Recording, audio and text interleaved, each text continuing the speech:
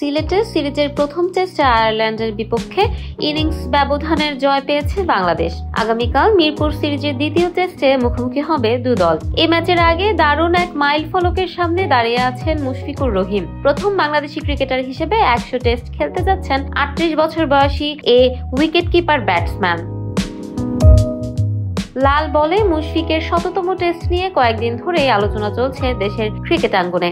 আজ মিরপুরে দ্বিতীয় ম্যাচ পূর্ব সংবাদ সম্মেলনে অনুমিতভাবে সে প্রসঙ্গটা চলে আসে।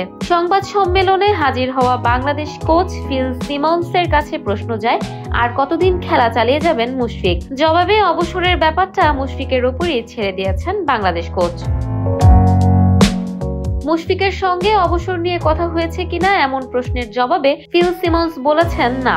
সাউথ আফ্রিকার বিপক্ষে টেস্টের সময় আমি যখন এসেছিলাম তখন মুশফিককে শুধু বলেছিলাম, তুমি যা করছো সেটা উপভোগ করতে থাকো। তুমি মাঠে যাও এবং প্রতিটি টেস্ট ম্যাচ উপভোগ করো। তুমি যখন পারফর্ম করবে তখন তুমি ঠিক করবে তুমি কতদিন খেলতে চাও, কারণ পারফরমেন্সটা জরুরি। যতক্ষণ সে পারফর্ম করছে ততক্ষণ পর্যন্ত সে খেলা চালিয়ে যেতে পারবে, যতক্ষণ না সে না করার জন্য প্রস্তুত। বাংলাদেশ কোচের মতে 3টি বিষয় ঠিক করে দেবে মুশফিক কতদিন খেলা চালিয়ে যেতে পারবেন। তবে অবসরের সিদ্ধান্ত মুশফিকের উপরই ছেড়ে দিচ্ছেন সিমন্স।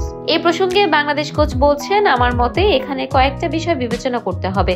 প্রথম ব্যাপার হচ্ছে ফিটনেস, এবং এই মুহূর্তে মুশফিক দলের অন্যতম ফিট খেলোয়াড়দের একজন। দ্বিতীয়ত পারফরমেন্স, এবং সে পারফর্ম করে যাচ্ছে। শ্রীলঙ্কাতেও সে সেঞ্চুরি করেছে। এই দুইটাই আসল মানদণ্ড। যতক্ষণ সে পারফর্ম করবে, ফিট থাকবে এবং খেলার ইচ্ছা থাকবে, সে খেলে যাবে। আমার মতে 3টা জিনিসই এখনো তার মধ্যে আছে, তাই অবসরের সিদ্ধান্তটা ওকেই নিতে হবে।